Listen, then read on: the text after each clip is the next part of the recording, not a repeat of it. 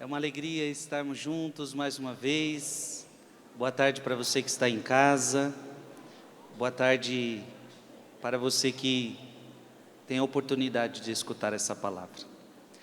Muitos de vocês já estão aqui essa semana inteira.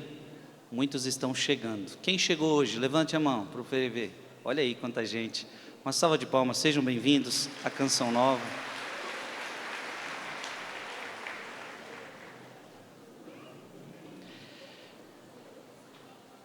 Vamos esquecer os celulares agora, deixe o seu celular de canto, vamos focar na sua Bíblia, na sua palavra. Pegue a sua Bíblia e eu quero que você agora faça profundo silêncio. Se tem alguém falando do seu lado, isso. A primeira pregação que eu fiz foi sobre Jesus entrando com um jumentinho em Jerusalém. Depois, a outra pregação que eu fiz foi sobre a negação de Pedro. Ontem nós pregávamos sobre a traição de Judas. E hoje eu quero que eu e você adentremos o Getsemane. Eu quero fazer uma pregação sobre Jesus e os apóstolos, 3 apóstolos, no Getsemane. E nós vamos aprender muitas coisas com Jesus no Getsemane. Amém? Então olha para quem está do seu lado e diga: é quarta-feira santa. E Jesus agora irá nos levar para o jardim do Getsemane. Você está preparado? Veja que é um jardim de angústias. É nesse jardim que Jesus ficou triste, aonde ele mesmo diz: minha alma está triste até a morte. A agonia de Jesus no Horto das Oliveiras. A agonia de Jesus no Getsemane. Portanto, eu quero convidar você a abrir sua Bíblia e vamos ler o relato inteiro do Getsemane. Mateus 26. Mateus 26.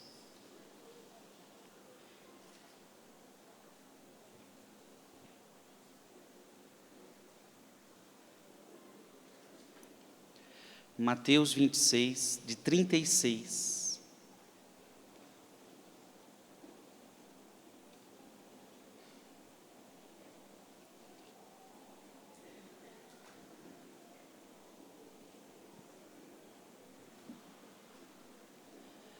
Mateus 26, de 36 a 46. Acharam? Vamos lá? Retirou-se Jesus com eles para um lugar chamado Getsemane e disse-lhes: assentai-vos aqui enquanto eu vou ali orar. E tomando consigo Pedro e os 2 filhos de Zebedeu, começou a entristecer-se e a angustiar-se. Disse-lhes então: minha alma está triste até a morte. Ficai aqui e vigiai comigo. Adiantou-se um pouco e, prostrando-se com a face por terra, assim rezou: meu Pai, se é possível, afasta de mim este cálice. Todavia não se faça o que eu quero, mas sim o que tu queres. Foi ter então com os discípulos e os encontrou dormindo. E disse a Pedro: então não pudestes vigiar 1 hora comigo? Vigiai e orai para que não entreis em tentação. O espírito está pronto, mas a carne é fraca. Afastou-se pela segunda vez e orou, dizendo: Meu Pai, se não é possível que este cálice passe sem que eu o beba, faça-se a tua vontade. Voltou ainda e os encontrou novamente dormindo, porque seus olhos estavam pesados. Deixou-os e foi orar pela terceira vez, dizendo as mesmas palavras. Voltou então para os seus discípulos e disse-lhes: Dormi agora e repousai. Chegou a hora, o Filho do Homem vai ser entregue nas mãos dos pecadores. Levantai-vos, vamos, aquele que me trai está perto daqui. Palavra da salvação. Dê um beijo na sua palavra.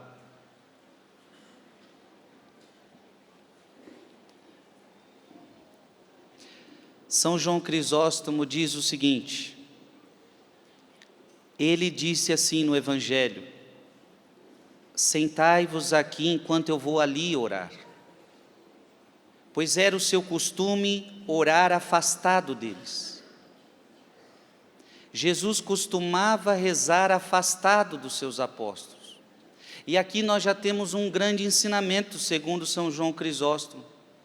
Ele o fez para nos ensinar a orar e usar o silêncio e a solidão para os grandes pedidos. Jesus, quando tinha um grande pedido a fazer ao seu Pai, Jesus, quando tinha uma grande oração a fazer ao seu Pai, ele se afastava para buscar silêncio e solidão. Ele já tinha feito isso para escolher os seus 12 apóstolos, em Lucas 6. E agora, no grande momento da vida de Cristo, ele se retira para orar sozinho. Veja, ele até leva 3 com ele, mas chega um momento que ele fala: vocês ficam aqui e eu vou rezar em silêncio. Eu vou rezar sozinho. Eu vou rezar em solidão. Ele e seu Pai. Qual é o ensinamento que São João Crisóstomo já está nos ensinando? Quando você tiver na vida grandes pedidos a fazer, antes de grandes momentos na sua vida, antes de grandes decisões na sua vida, é preciso buscar tempo de silêncio, é preciso buscar tempo de deserto para escutar a voz de Deus. Amém? O que Cristo vai fazer no Getsêmani? Buscar a vontade do Pai. Veja que o relato todo é: não faça a minha vontade, mas a tua.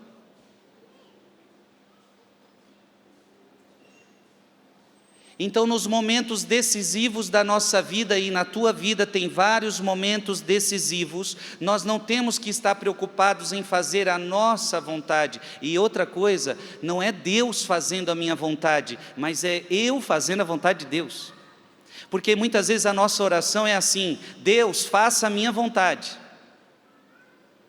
Deus, eu preciso que abra essa porta. Deus, eu preciso que feche essa porta. Deus, eu preciso disso. Deus, eu preciso daquilo. E Jesus já começa a nos ensinar que não é assim que se reza. Ou seja, não é assim que se reza querendo que Deus faça a minha vontade. Como é que reza? Deus, faça-se a tua vontade. Nós podemos até apresentar para Deus a nossa vontade. A minha vontade é esta, Senhor, mas como Jesus, não faça o que eu quero, faça o que tu queres. Então, na vida nós temos vários momentos onde a gente precisa entender isto. Buscar a vontade de Deus, no silêncio de um sacrário, no silêncio de um retiro. Você, por exemplo, que veio à Canção Nova, você está de retiro. Você veio fazer o que aqui? Buscar a vontade de Deus para a sua vida. Amém? Jesus já está nos ensinando no Getsêmani. Veja que ele leva 3 com ele. Ele não leva os 12. Interessante que ele só leva os 3 que participaram da transfiguração.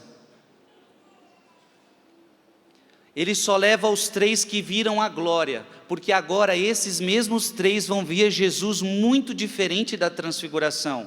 Talvez os outros não suportariam ver Jesus como virão agora. Agora os apóstolos, esses 3, vão ver Jesus suando sangue.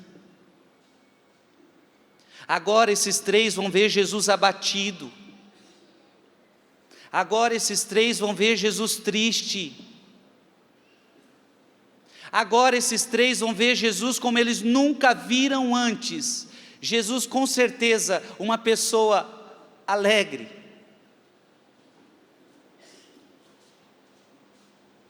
Uma pessoa que todos queriam estar perto. Mas o que foi visto essa noite, no Getsemane, é algo que eles nunca tinham visto. Então olha o carinho de Jesus, ele não leva os 12, ele só leva os 3 que participaram da transfiguração, porque é como se dissesse assim: como vocês viram minha glória, vocês serão capazes de ver agora a minha agonia. Aqueles que não viram a minha glória não suportariam ver este momento agora. Então vocês que viram a minha glória, vocês entendem onde tudo isso vai dar. Porque a cruz não é o fim, a cruz é só uma passagem. Então vocês serão capazes, Pedro, Tiago e João, vocês serão capazes de me ver assim. Os outros talvez não teriam condições, porque a cena foi muito pesada. O nosso Senhor está numa agonia total. O peso do mundo inteiro está caindo nas suas costas. Era normal que as pessoas quisessem prender ele, era normal, só que agora com um detalhe: agora pela primeira vez ele vai se entregar. Então que já queriam matar ele, isso aí não é novidade.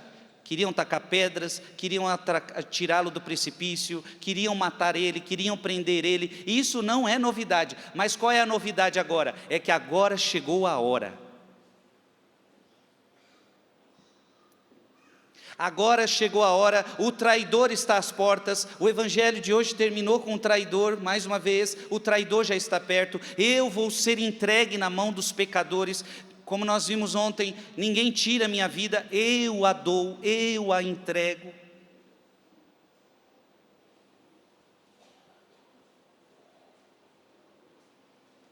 Imagina o contexto espiritual daquele momento. Imagina o combate espiritual que Cristo viveu. Imagina como estava o inferno naquela hora.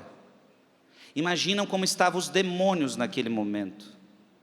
Momento de profundas trevas. Os discípulos com medo.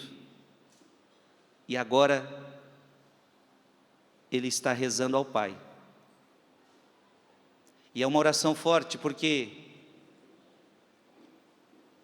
é possível que passe de mim esse cálice, Senhor?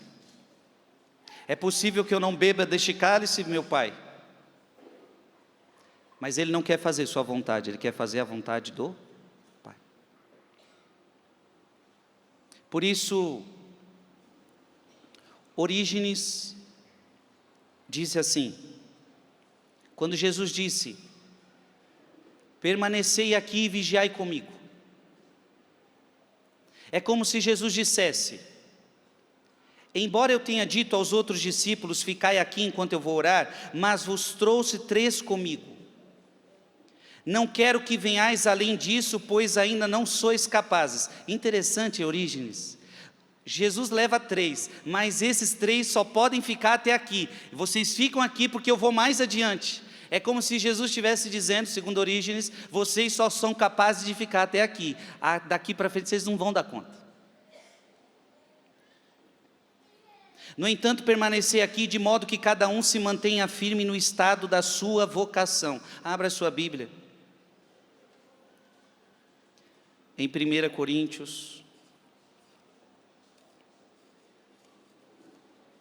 capítulo 7, versículo 20. 1 Coríntios.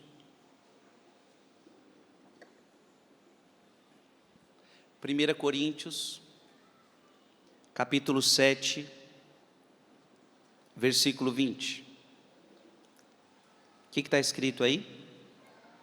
Cada um permaneça na profissão em que foi chamado por Deus. Ou seja, não adianta você querer viver o que Deus não quer que você viva. Cada um tem que viver a sua vocação. Cada um tem que viver o seu chamado.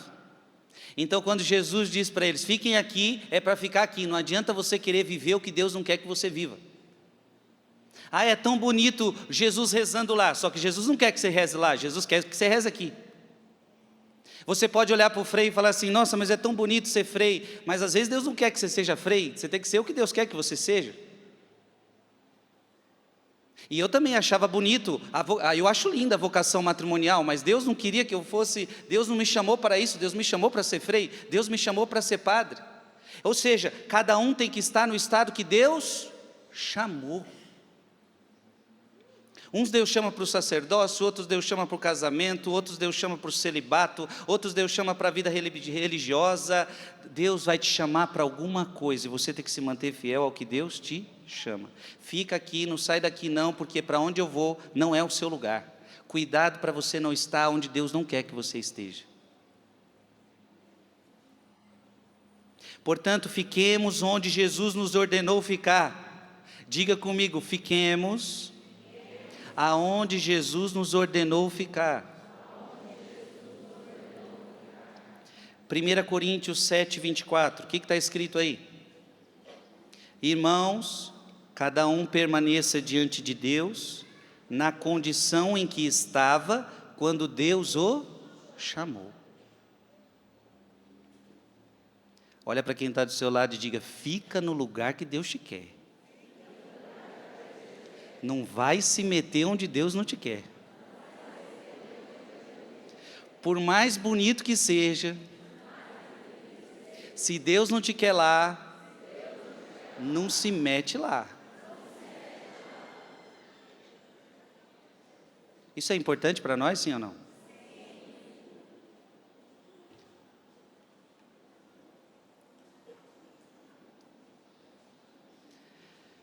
Orígenes ainda diz, abra sua Bíblia em Mateus 26, na verdade deixa aí Mateus 26 já guardadinho, Mateus 26 de 40 a 43, foi ter então com os discípulos e os encontrou dormindo, e disse a Pedro, então não pudestes vigiar 1 hora comigo? Vigiai e orai para que não entreis em tentação. O espírito está pronto, mas a carne é fraca. Apoderou-se, afastou-se pela segunda vez e orou dizendo, meu Pai, se não for possível que este cálice passe sem que eu beba, faça-se a tua vontade. Voltou ainda, e os encontrou novamente dormindo, porque seus olhos estavam pesados. Igual os olhos de muita gente no rosário. Tem gente que se identificou profundamente com essa palavra. Nos rosários da madrugada, os olhos pesados. Orígenes diz, observai, porém, que após a primeira oração, ele veio aos discípulos e os achou o quê? Dormindo. Do mesmo modo, após a segunda oração, ele veio de novo e os encontrou? Igual muita gente, você pega o primeiro terço, está dormindo.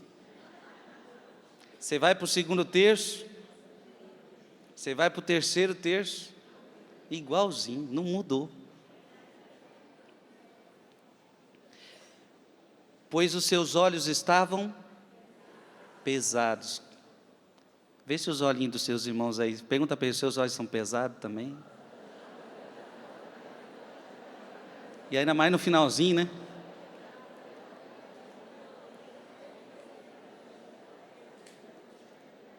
Preste atenção, Orígenes vai nos dizer algo interessante.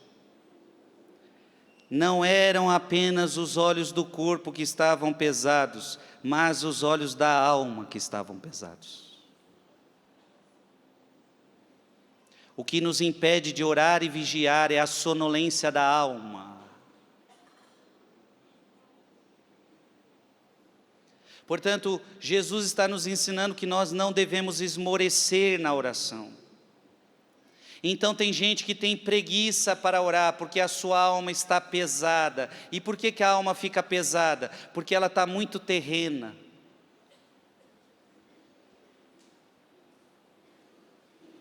Então que bonito, nós estamos vivendo essa quaresma e quanta gente despertou para a oração.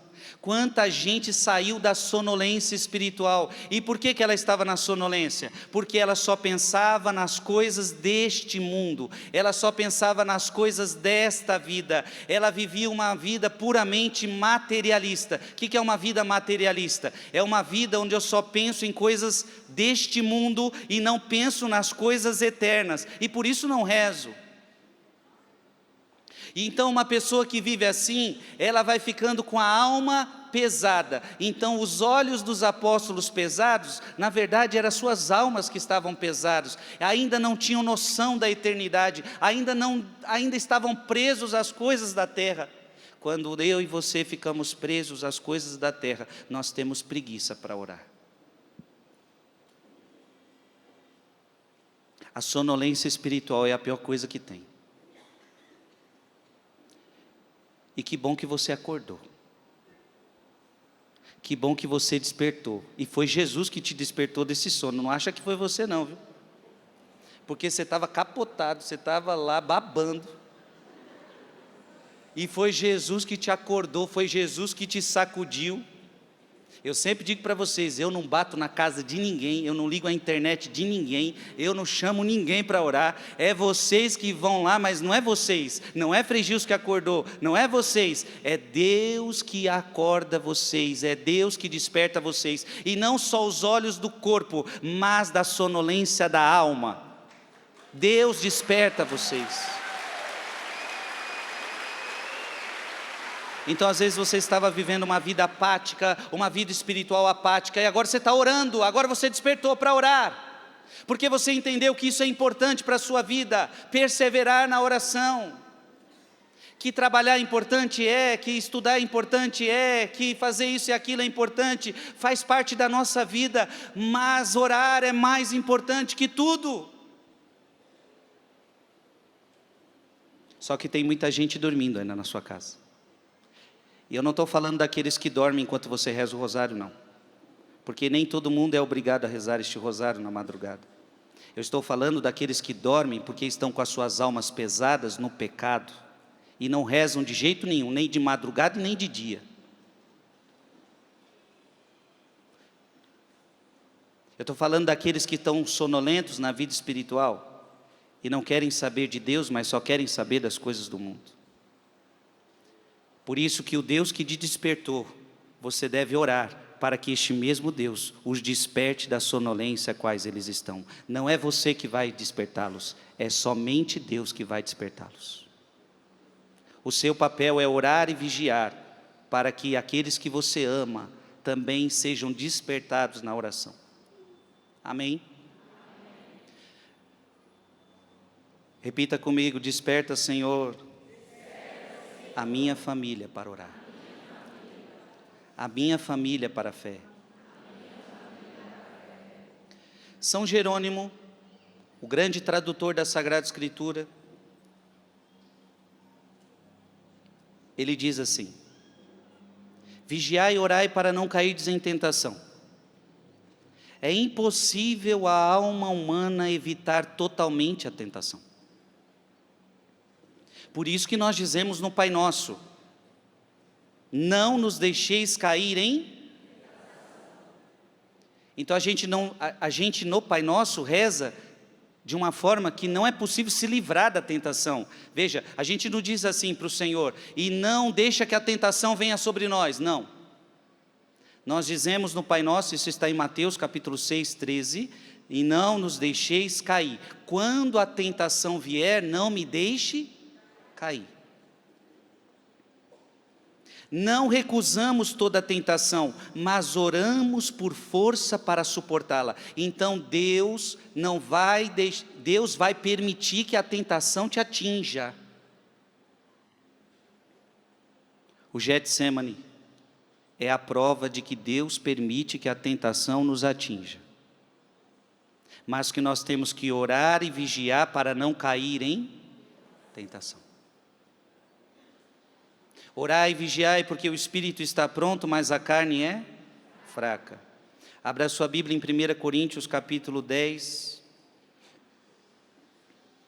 1 Coríntios capítulo 10, versículo 13. 1 Coríntios 10, 13. Não vos sobreveio tentação alguma que ultrapassasse as forças humanas. Opa, olha que coisa linda. Ao mesmo tempo que Deus não tira de você a tentação, ao mesmo tempo Ele não deixa que venha sobre você uma tentação que você não dê conta de suportar. Amém? Então toda tentação que vem sobre a sua vida é porque você dá conta de suportar. Deus é fiel. Leia comigo. Não permitirá que sejais tentados além das vossas forças. Olha que bonito, você não vai ser tentado além das vossas forças. Mas com a tentação, olha o que você ganha com a tentação. Mas com a tentação, Ele vos dará os meios de suportá-la e sairdes dela. Toda vez que você passa por tentação, Deus te dá as graças para você sair da tentação. Deus te dá as graças para você vencer a tentação. Deus te dá as graças para você vencer o demônio. Portanto, nós não temos desculpa para pecar. Quando a gente peca é ser vergonhice nossa mesmo. Fraqueza humana. Confiamos demais em nós mesmos, talvez. Esquecemos que Deus está nos dando auxílios para que a gente não caia. Portanto, Ele não diz, vigiai e orai para não serdes tentados, mas para não cairdes em tentação. Isto é, para que a tentação não vos domine. Então veja, não é pecado ser tentado, o pecado é quando a tentação nos domina. Enquanto você está sendo tentado, você ainda não pecou. Jesus foi tentado e nem por isso pecou. Então não é porque o demônio está me apresentando algo que eu já estou pecando. Não, a tentação ainda não é pecado. O que é o pecado? É quando a tentação me domina. Diga para quem está do seu lado, a tentação não pode dominar você. Então vamos colocar o pecado da gula, vai, pecado da gula. Tem gente que já, ai meu Deus, não fala desse pecado. O pecado da gula. O pecado da gula, você comeu o que é suficiente, já está bom. Só que aí, os prazeres da carne dizem para você o seguinte, come mais. Não, mas a tua razão diz, mas já está bom. Não, mas agora você vai comer por prazer, você vai comer porque está gostoso, você vai comer bastante, come, vai, filho, vai com tudo. Enquanto você está sendo tentado, você pecou? Não. Você peca quando você fala, vou comer tudo mesmo, daí tudo. E aí você começa. Deus te dá os meios para você não pecar.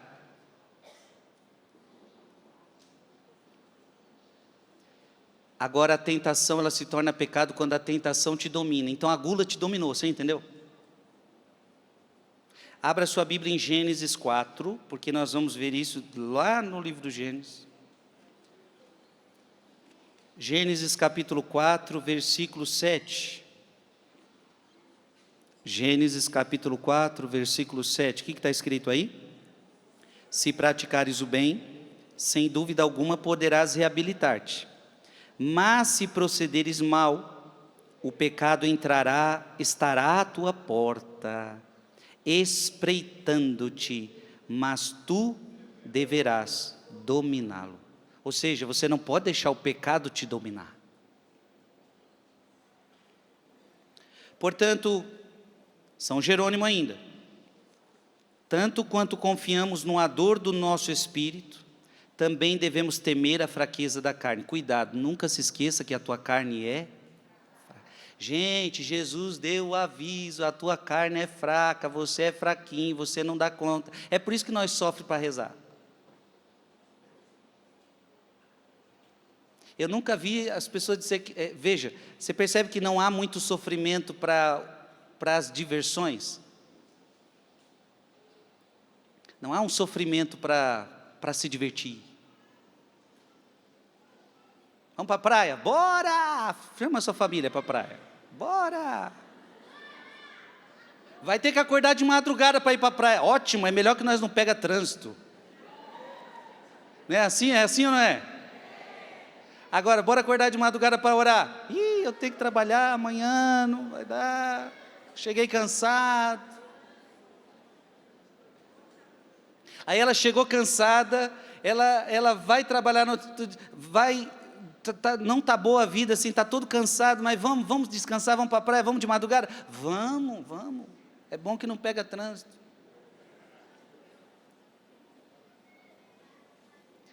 A carne é fraca para as coisas de Deus. Vamos provar isso? Abra a sua Bíblia em Romanos capítulo 8, versículo 13. Romanos capítulo 8, versículo 13.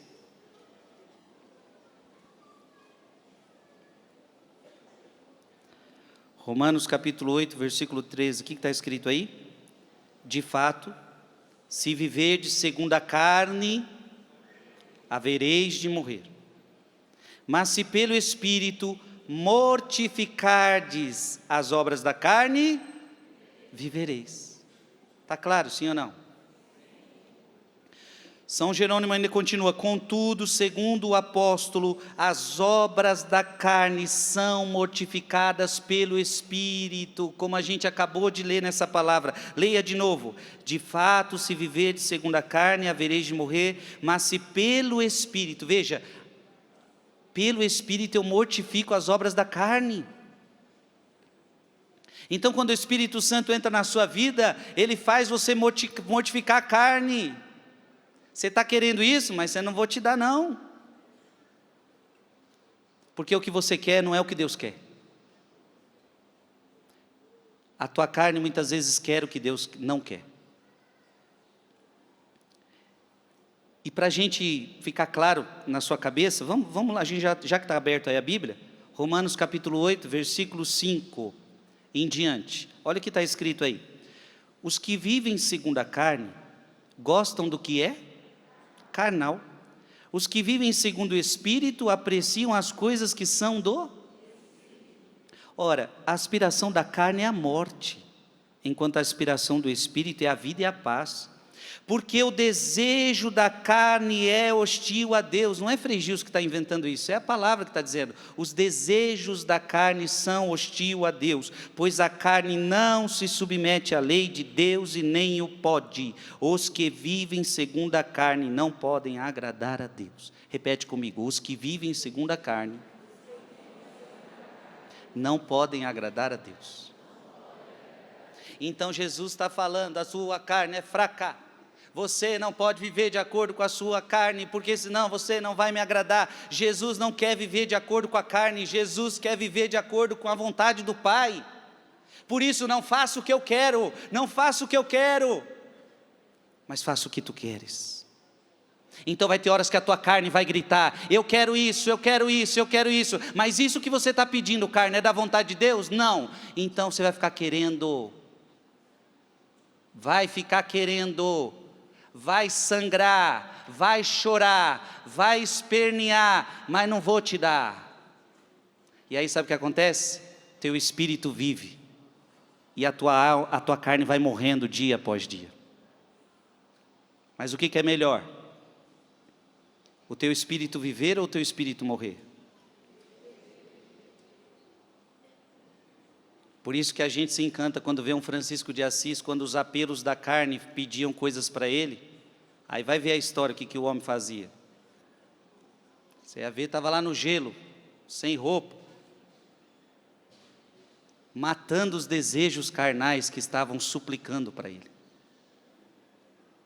E a gente, por qualquer coisinha, um clique de celular,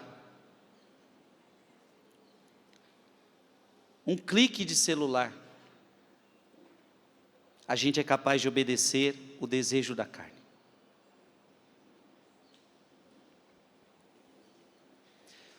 Orígenes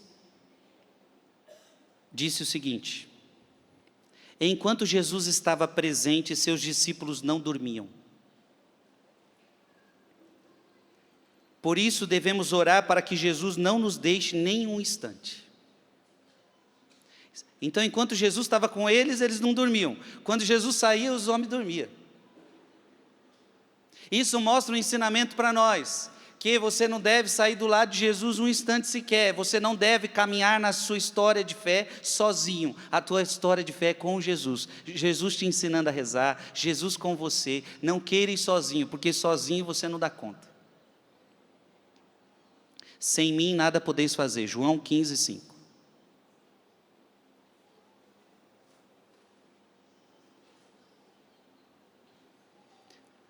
Mateus 26, 44. Mateus 26, 44. Deixou-os e foi orar pela terceira vez, dizendo as mesmas palavras. São João Crisóstomo, depois disso ele retorna e diz a Pedro: então nem uma hora pudestes vigiar comigo? Todos estavam dormindo. E por que ele admoesta só Pedro? É como se ele dissesse: tu que estava pronto a dar a vida por mim, você não falou que ia dar a vida por mim, Pedro? E está aqui já dormindo? Não pudestes vigiar uma hora comigo? O que segue também sugere a mesma correção. Pedro, vigia, ora, para não cair em tentação. Ele novamente os instrui a não serem autoconfiantes. Olha por que Jesus fala com Pedro? Porque qual foi a fraqueza de Pedro? Confiou demais em si mesmo. Eu vou dar a minha vida por ti. Só que Pedro, nós já vimos essa pregação, ele falou isso confiando nele mesmo e caiu. Então Jesus está corrigindo Pedro, já está dando um toque em Pedro e falando assim: olha, cuidado Pedro, não seja muito autoconfiante, mas contrito de coração, humilde, porque senão você não vai dar conta. Pedro, a sua carne é fraca.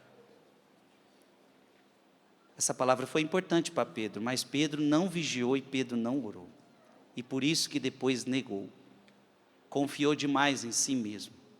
Você está entendendo sim ou não? O Getsemane hoje está nos ensinando muitas coisas. Olha para quem está do seu lado e diga: o Getsemane hoje está nos ensinando muitas coisas.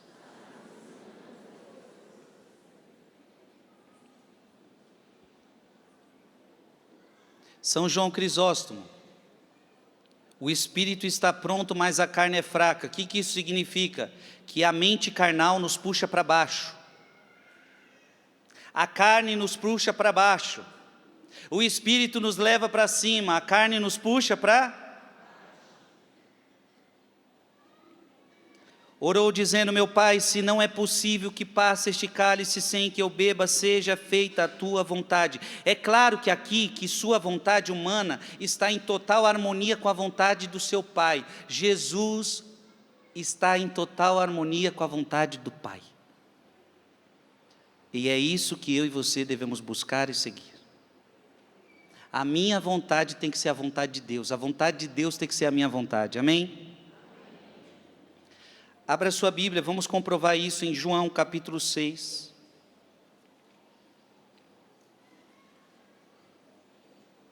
João capítulo 6, versículo 38. O próprio Jesus falando. João capítulo 6, versículo 38. O que está escrito aí? Pois eu desci do céu, não para fazer a minha vontade, mas para fazer a vontade daquele que me enviou. Olha que bonito. Eu desci do céu não para fazer a minha vontade.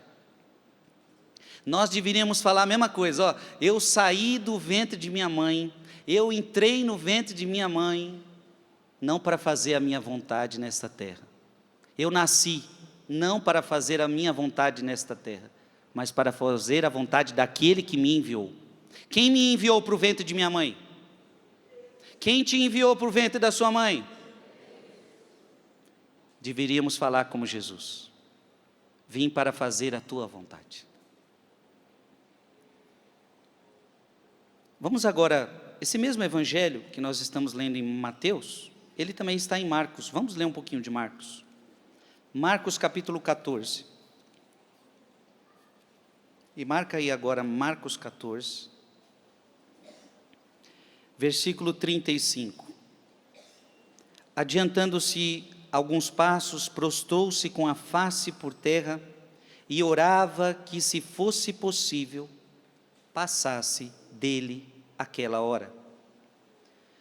São João Crisóstomo disse: como então em sua oração ele diz, se for possível?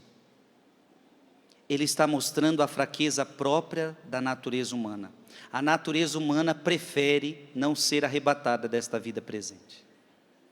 Jesus, com essa palavra, ele está dizendo que a carne, que a humanidade, a fraqueza da humanidade.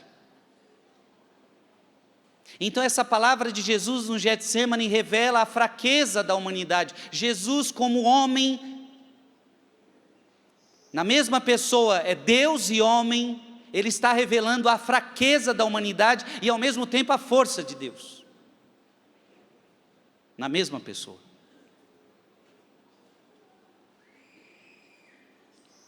A sua carne é fraca. Se você não orar, a tua carne vai vencer você.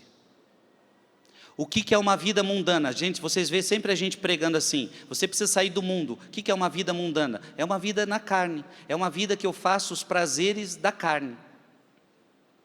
Abra a sua Bíblia em Romanos capítulo 8, versículo 26. Porque o único jeito de a gente vencer as fraquezas é conforme diz essa palavra.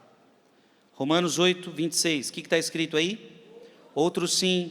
O Espírito vem em auxílio a nossa, quando você estiver fraquinho, quando a tua carne está dando mais conta, quando você não aguenta fazer a vontade de Deus. Senhor, eu não tenho força, diz a palavra, o Espírito Santo vem em auxílio à sua fraqueza. E Atos dos Apóstolos vai dizer o quê? Eu vos enviarei o Espírito Santo, e Ele vos dará força. O Espírito Santo é a força do Pai para a gente fazer a vontade de Deus na nossa vida. Ou seja, sozinho você não dá conta, meu filho. Sem mim nada podeis fazer. João 15, 5. Diga comigo: sem Jesus eu não posso nada. Sem o Espírito Santo eu não posso nada. Então, sem o Espírito Santo você vai ser guloso, sem o Espírito Santo você vai ser orgulhoso, você vai ser vaidoso. Sem o Espírito Santo você pode cair no adultério, sem o Espírito Santo você pode cair na pornografia. Se você contar só com a sua força, você não dá conta. Agora o Espírito vem em auxílio da nossa fraqueza. Então diga comigo: vem Espírito Santo. Marcos 14, 36. Marcos 14, 36. Abá, Pai, suplicava ele, tudo te é possível, afasta de mim este cálice. Contudo, não se faça o que eu quero, senão o que tu. Santo Efrém dizia, ele sabia o que dizia ao Pai, e estava ciente de que este cálice podia afastar-se dele, mas ele viera para bebê-lo por todos. Ele vai beber este cálice por causa de você. Ele vai beber este cálice no nosso lugar, porque esse cálice era nosso. Os pecados eram nossos. Ele vai beber no meu lugar e no teu lugar. ele viera para bebê-lo por todos, para assim quitar com este cálice a dívida de todos. Uma dívida que nem os profetas, nem os mártires puderam saldar com a sua morte. Ele assumiu na sua carne, ele revestiu-se de fraqueza. Este evangelho do Getsêmani mostra a fraqueza de Cristo, mas ao mesmo tempo a força de Cristo. Na verdade, como diz a palavra, a sua fraqueza é força. O que é fraqueza de Cristo é a força, revela mais ainda a sua força. De fato, a angústia da morte o alcançou, para mostrar sua condição de filho de Adão, sobre quem a morte reina, de acordo com a palavra do apóstolo. Ou seja, o que Santo Efrem está dizendo? De fato, ele assumiu a nossa humanidade. Ele está sofrendo como homem. Porque alguns daquela época achavam que Jesus não era homem. Ah, mas ele não sofre nada, ele não é homem, ele é Deus. O Getsêmani revela a verdade nua e crua. Ele é 100% homem. Na mesma pessoa, homem e Deus.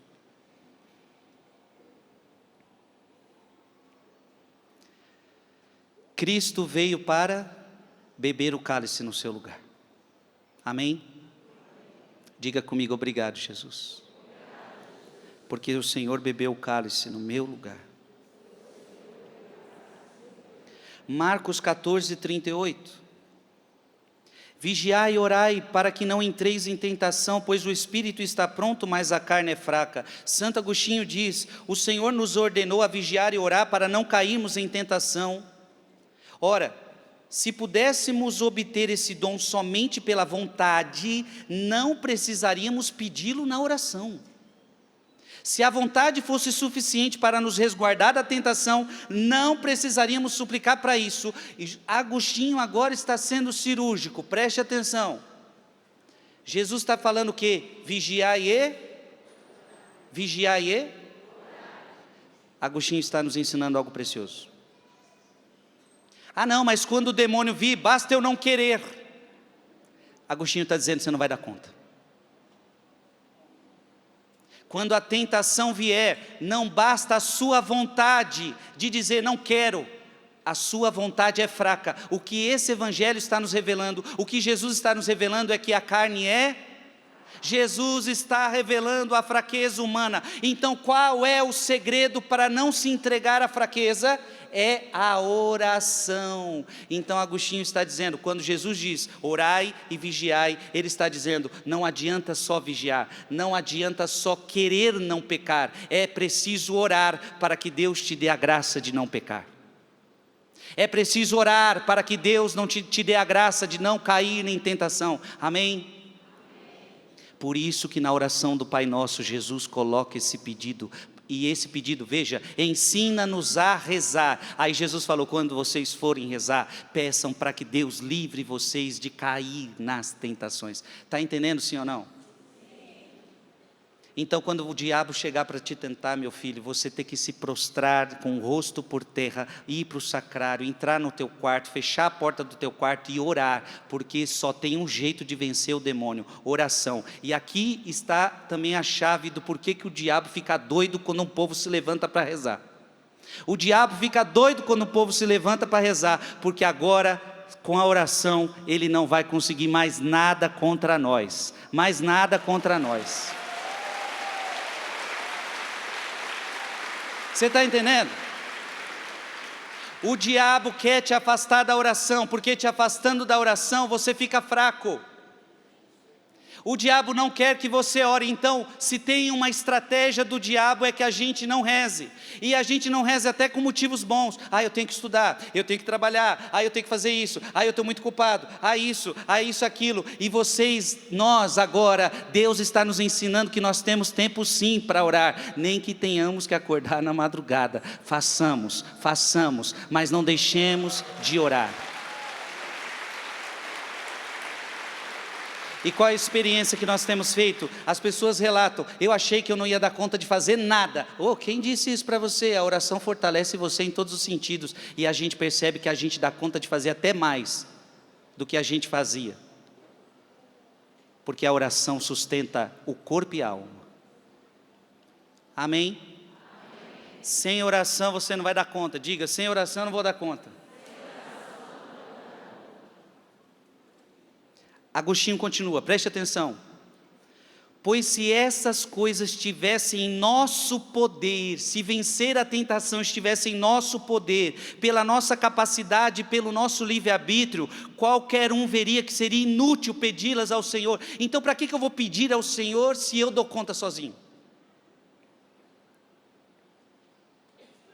E até é enganoso orar. Se pedíssemos em oração o que nossa natureza criada assim já possui, por nossa própria força. Ou seja, Agostinho está dizendo o seguinte: seria inútil ficar rezando se você desse conta sozinho. Você reza porque você precisa dele. Você reza porque você não dá conta sozinho. O segredo para vencer as tentações é orar. Deus me ajuda. Minha língua está coçando para falar daquela bendita, daquele bendito. Deus me ajuda porque tal pessoa me feriu e eu estou com uma mágoa que quer adentrar o meu coração. Eu não posso deixar essa mágoa entrar. Me ajuda porque eu preciso perdoar. Eu preciso perdoar. Eu não posso tratar com a mesma moeda. Só na oração você vai conseguir vencer as suas fraquezas. Eu estou querendo perder a paciência no meu casamento, perder a paciência com o meu marido, perder a paciência com meus filhos. Só na oração você vai recobrar essa paciência. Meu casamento não está nada bom e agora tem uma mulher dando em cima de mim lá no meu emprego, eu estou caindo, está ficando difícil. Ela me trata melhor que a minha, ele me trata melhor do que ela. Jesus, eu quero orar para que eu não caia na tentação. Você está entendendo, sim ou não? Agora você não quer rezar, meu filho? Rezar vai ser o seu. Vai ser a presa mais fácil que tem. Até Santo Afonso chega a dizer, sabe o que Santo Afonso diz? Aquele que não reza, diabo tem trabalho nenhum. Ela já sai descendo direto. Santo Afonso diz assim, quem não reza, diabo nem trabalho tem, porque ela desce sozinha. Ela vai ladeira abaixo.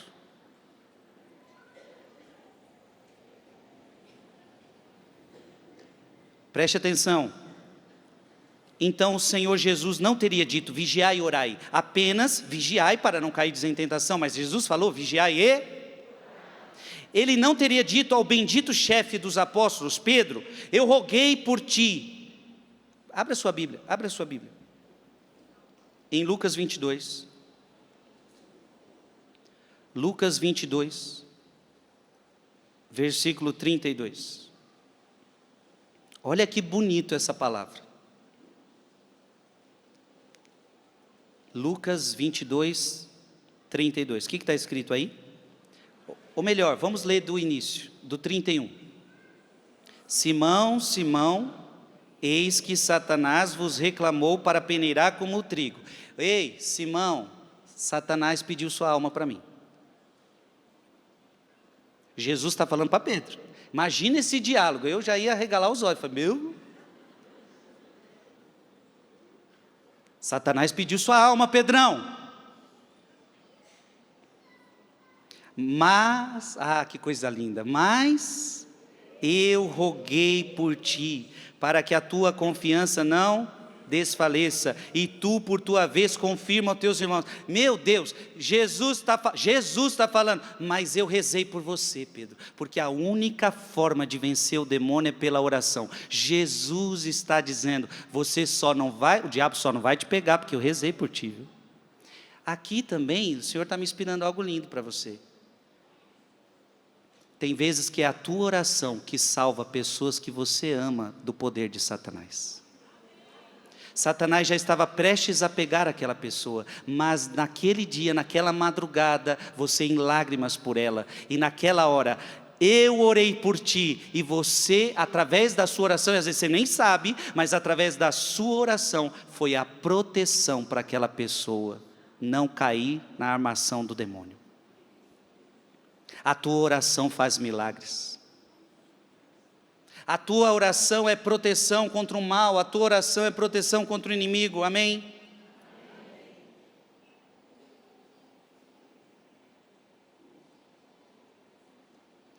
Marcos 14, 38.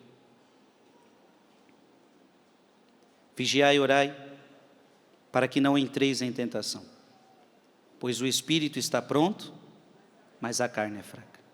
Eu estou repetindo para entrar na sua cabeça, viu?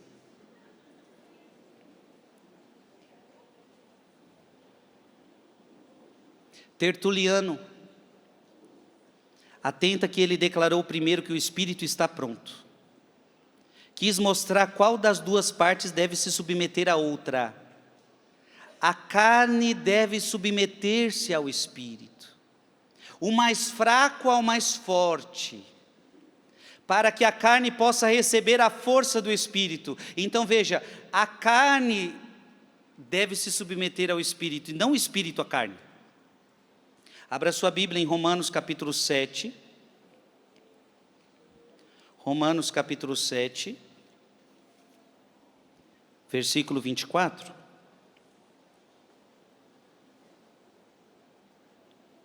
Romanos capítulo 7, versículo 24. Paulo vai dizer: homem infeliz que sou, quem me livrará deste corpo que me acarreta a morte? Quem vai me libertar deste corpo que só quer coisa ruim? Dessa carne fraca? Portanto, o segredo é: o espírito deve dominar a carne, e não a carne dominar o espírito. Amém? Agora, esse mesmo evangelho que nós já lemos em Mateus, Marcos, vamos para Lucas. Lucas, capítulo 22. Lucas 22, 41. Marca aí, Lucas 22, 41 a 43.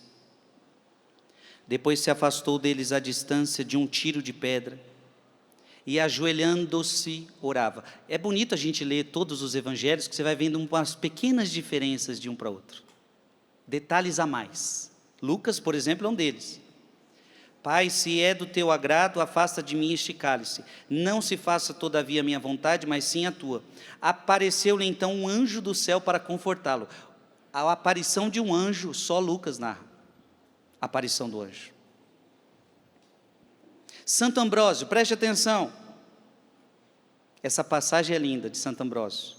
Muitas pessoas encontram dificuldade nesta passagem, atribuem a tristeza do Salvador a uma fraqueza implantada desde o princípio, em vez de recebida por um tempo. Então, o que significa que Jesus ficou triste? Desejam também distorcer o sentido de uma tal expressão natural? Eu penso que não se deve tirar o seu sentido. Em nenhum lugar além daqui admiro mais sua piedade e majestade. Ter-me-ia sido menos proveitoso se ele não tivesse recebido a minha dor. Preste atenção agora. Aquele que não tinha motivo para entristecer-se por si mesmo. Jesus tinha algum motivo para se entristecer por si mesmo? Tinha algum motivo? Portanto, ele entristeceu-se por mim. Ele entristeceu-se por você. Tendo deixado de lado a alegria na divindade eterna, ele é afligido pelo cansaço da minha fraqueza. Então o que Jesus está sentindo ali? A minha fraqueza, a tua fraqueza. Ele tomou a minha tristeza para conceder-me a sua alegria. Ah, que coisa bonita. Jesus pegou a sua tristeza para te dar a alegria dele. Desceu as nossas pegadas até o padecimento da morte, a fim de chamarmos de volta à vida por suas próprias pegadas. Então ele foi lá, com as suas pegadas, ele foi nos tirar da morte, para que você, através das mesmas pegadas, encontre a vida. Falo confiantemente de tristeza porque proclamo a cruz. Ele não assumiu a aparência, mas ele assumiu a realidade da encarnação. Ele de fato ficou triste, mas não era a sua tristeza, era a nossa tristeza. Ele devia assim também suportar a tristeza para vencer a tristeza, para excluir a tristeza, para que você não se deixasse dominar pela tristeza. Amém? Aqueles que suportam a dormência ao invés da dor das feridas não recebem o louvor de terem força. Ele foi um homem em sofrimento e conhecedor de suportar a dor, a doença. Jesus te quer feliz. Como aquela música que a gente canta, Jesus te quer sorrindo. Olha para quem está do seu lado e fala, Jesus te quer sorrindo. Jesus pegou a sua tristeza e deu para você a alegria dele. Amém? Obrigado, Jesus.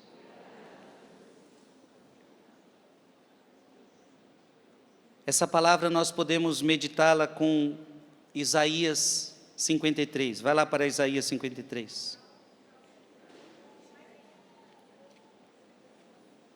Isaías 53, versículo de 4 a 5. Em verdade, Ele tomou sobre si as nossas enfermidades e carregou os nossos sofrimentos. E nós o reputávamos como um castigado, ferido por Deus e humilhado. Nós havíamos, parece que Ele está triste. Não, mas Ele foi castigado por nossos crimes e esmagado por nossas iniquidades. O castigo que nos salva pesou sobre Ele. Fomos curados graças às suas chagas.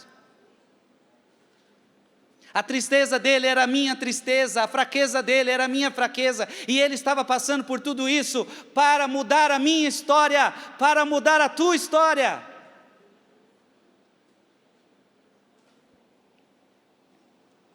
Gregório Nazianzeno, de Nazianzo. Pai, se é possível, afasta de mim este cálice. Contudo, não se faça o que eu quero, mas prevaleça a tua vontade. A passagem não significa que o filho tem uma vontade própria, distinta da do pai, mas que não tem outra vontade. É como se Jesus estivesse dizendo, não para fazer a minha própria vontade, pois não existe a minha parte, mas aquela que me é comum a ti. Assim como temos uma só divindade, temos também uma só vontade. Eu e o Pai, nós temos uma só vontade. Abra sua Bíblia em João capítulo 10, versículo 30. João capítulo 10, versículo 30. O que está escrito aí? Eu e o Pai somos um. Portanto, a vontade do Pai é a minha vontade, porque eu e o Pai somos um. Agora vá para João capítulo 5, versículo 30. Ah, não, então eu falei errado para vocês. João capítulo 10, versículo 30. João capítulo 10, versículo 30 é eu e o Pai somos um. Tá bom? Então, João capítulo 10, versículo 30. Eu e o Pai somos. Agora, João capítulo 5, versículo 30. O que está escrito aí?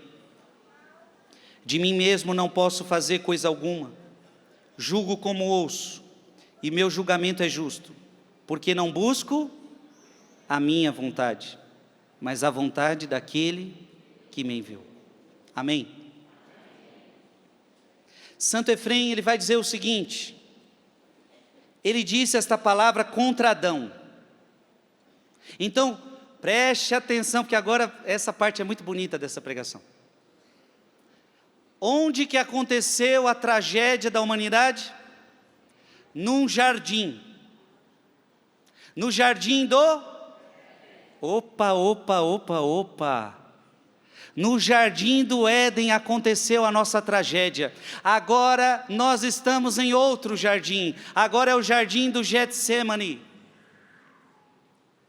Aqui nós temos Adão, no jardim do Éden. Aqui nós temos um novo Adão, Jesus Cristo. Aqui nós temos Adão dizendo para Deus, não quero fazer tua vontade, quero comer a árvore que você me proibiu de comer, quero comer, estou com vontade de comer. Aqui nós temos um novo Adão dizendo para Deus, Pai, não faça o que eu quero, mas faça o que tu queres. Portanto, Santo Efrem está dizendo, ele disse essa palavra contra Adão, que resistiu à vontade do Criador. e seguir a vontade de seu inimigo. Adão fez a vontade de Satanás, porque na vida, ou você vai fazer a vontade de Deus, ou você vai fazer a vontade do mundo, ou você vai fazer a vontade de Satanás, ou vai fazer a vontade da sua carne.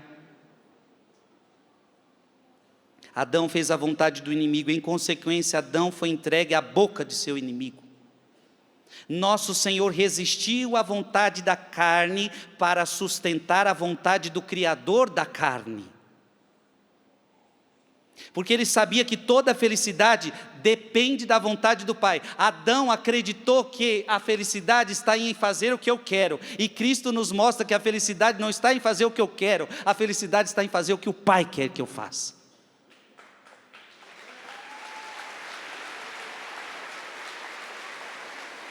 O que o mundo de hoje ainda acredita? O mundo de hoje, muitos ainda estão em Adão. Acredita que felicidade é fazer tudo o que eu quero. Tudo o que eu quero eu vou fazer. Isso é felicidade. Você fazer o que você tem vontade de fazer. E Cristo te ensina, não. Felicidade é fazer a vontade do Pai. Quanto mais você fazer a vontade do Pai, mais feliz você vai ser. Você está entendendo, sim ou não? Meu Deus, presta atenção agora, porque eu fiquei abalado quando eu li essa aqui de Santo Efrem. Eu achei tão bonito. Lucas 22, 44 a 46.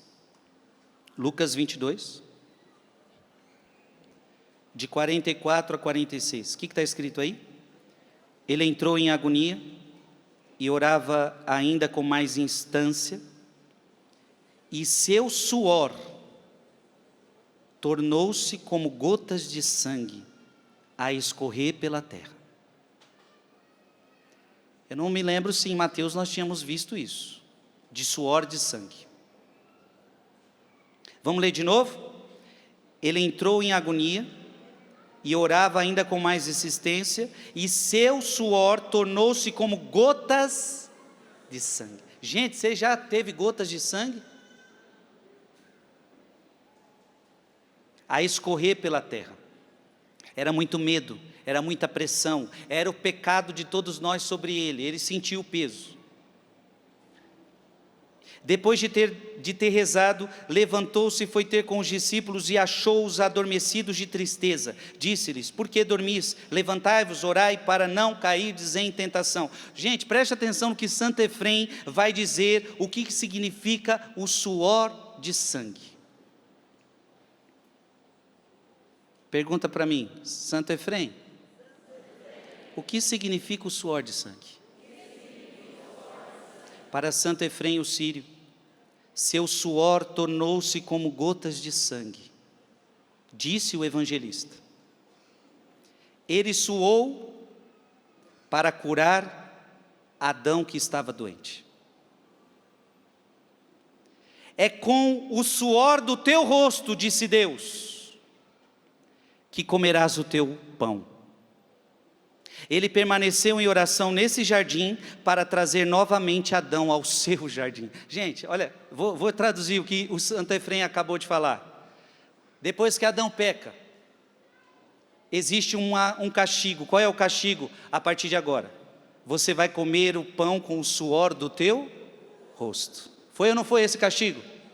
A partir de agora você vai comer com o suor do teu rosto. Então, o pecado de Adão, no primeiro jardim da história, no jardim do Éden, nós vemos o suor do castigo, nós vemos o suor do castigo, o suor do pecado. No jardim do Getsêmani, Jesus começa a suar sangue para curar o suor do pecado de Adão. E que bonito Santo Efrem disse, para que Adão agora, e Adão é a representação de toda a humanidade, tá? Para que Adão agora saísse daquele jardim e pudesse vir agora ao seu jardim, para que Adão agora recebesse um sangue de restauração e de renovação para a sua vida. Gente, isso é lindo, não é?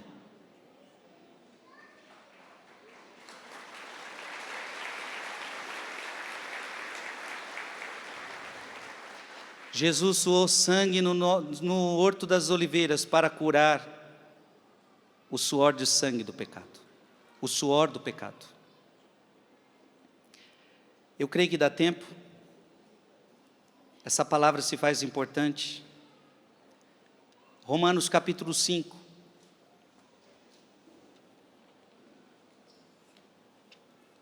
Romanos capítulo 5, versículo 12. Por isso, como por um só homem entrou o pecado no mundo, e pelo pecado a morte, assim a morte passou a todo o gênero humano, porque todos pecaram. Versículo 14. No entanto, desde Adão até Moisés reinou a morte, mesmo sobre aqueles que não pecaram, a imitação da transgressão de Adão, o qual é a figura do que há de vir. Veja, até agora só tragédia. O pecado de Adão passou para todos nós. O pecado de Adão passou para toda a humanidade. Estamos perdidos? Não. Nós estamos vendo nessa pregação que o jardim do Éden foi recuperado pelo jardim do Getsemane.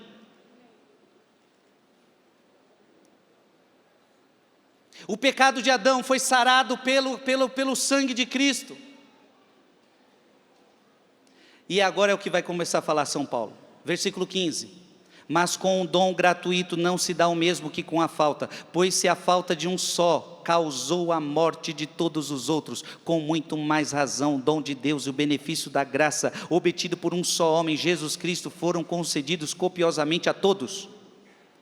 Nem aconteceu com o dom mesmo que as consequências do pecado de um só. A falta de um só teve por consequência um veredicto de condenação, ao passo que depois de muitas ofensas o dom da graça atrai um juízo de justificação. Se pelo pecado de um só homem reinou a morte, por esse único homem, muito mais aqueles que receberam a abundância da graça, o dom da justiça, reinarão na vida por um só, que é Jesus Cristo.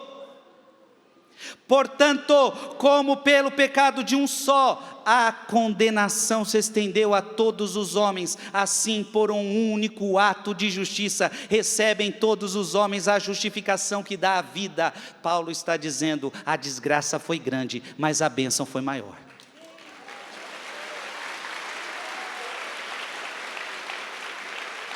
Diga comigo, o que aconteceu no jardim do Éden foi desfeito no jardim do Getsemane pelo novo Adão. E você encontra isso, e eu quero que você leia o versículo 20 agora. A gente viu muito pecado, mas onde abundou o pecado?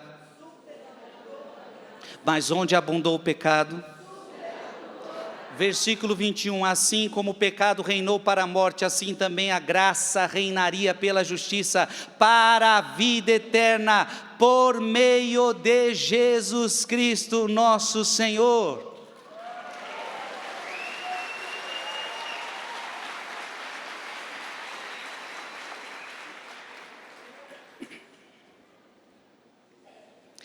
Eu termino com a última citação. Cirilo de Alexandria. O lugar era um jardim, tipificando o paraíso de outrora. Pois nesse lugar, por assim dizer, todos os lugares foram recapitulados, e se consumou o nosso retorno à condição primitiva da humanidade. Pois os problemas da humanidade começaram no paraíso. Diga comigo, os problemas da humanidade começaram no paraíso. Enquanto o sofrimento de Cristo, que nos trouxe libertação de todo o mal ocorrido nos tempos passados, começou no jardim do Getsemane. A desgraça feita no paraíso começou a ser desfeita de uma forma tremenda no jardim do Getsemane. Portanto, o jardim do Getsemane nos ensinou tantas coisas hoje. E principalmente, no jardim da sua vida. Aliás, eu pergunto, qual jardim você vai querer estar? No jardim da desobediência ou no jardim da obediência? Não tem como estar nos dois jardins não, viu? Porque tem gente que um dia quer estar num, um dia quer estar no outro. Eu me abro ao teu querer, eu me rendo à tua voz, quero me submeter. Como Jesus, vai. Eu quero conhecer teus planos. Faz dessa música a tua oração, vai, solta a voz. Os passos que eu dei sem você, os passos que dei sem você, só me fizeram fracassar. Adão, você só fracassou. O tanto que eu já chorei. Me arrependo dos meus planos. Me arrependo dos meus planos. Sem Jesus, nós somos fracos. Vai, canta, vai. Sem ti, nada posso fazer. Onde eu posso ir, se o céu que eu procuro só virá por tua voz? Ergue teus braços, vai, os meus passos são teus. Os meus passos são teus. O meu próximo minuto é teu. Ah, que bonito. E se não for assim, como Jesus? E se não for assim, não me deixe ir. Dou minha mão para ti.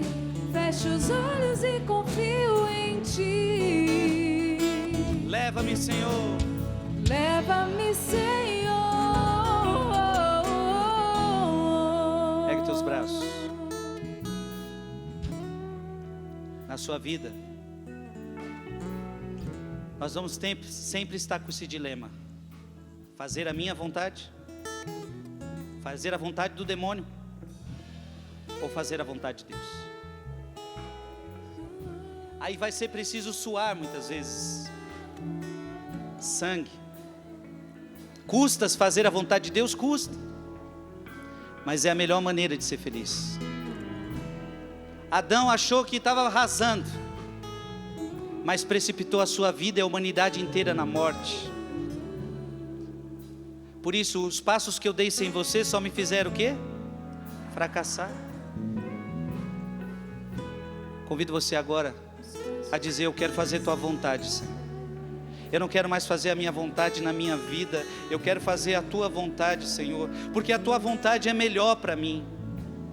A tua vontade é melhor para mim, a tua vontade é o que eu mais preciso. Por isso eu quero negar a mim mesmo, porque aquele que quiser me seguir, negue-se a si mesmo, tome a sua cruz e siga-me. Eu quero negar a minha vontade. Vamos cantar mais uma vez, faça dessa música a tua oração. Eu me abro ao teu querer, tem que se abrir. Eu me abro ao teu querer, eu me rendo à tua voz. Tem que ter submissão. Quero me submeter. Jesus foi para o Getsemane para conhecer a vontade do Pai. Quero conhecer teus planos.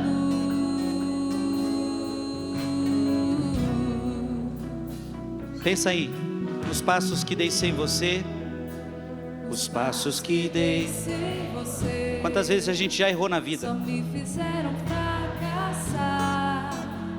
O tanto que eu já chorei. De coração sincero agora, vai, me arrependo. Me arrependo dos meus planos. Ergue teus braços, sem ti nada posso. Sem ti, Nada orai e posso vigiai. fazer. A sua carne é fraca. Onde eu posso ir, se o céu que eu procuro só virá por tua voz? Os meus passos são teus, Os meus passos são teus. o meu próximo minuto. Próximo minuto é teu. E se não for assim, eu não quero ir, Jesus. E se não for assim, não me deixe ir. Dou minha mão. Para ti, Fecho os olhos e confio em ti. Leva-me, Senhor. Leva-me, Senhor. Para terminar, só você, vai. Os meus passos são teus. Os meus passos.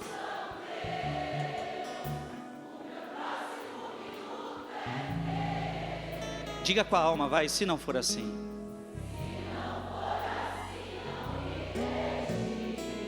Dou minha mão para ti. Feche os olhos e confio em ti. Leva-me, leva-me, Senhor.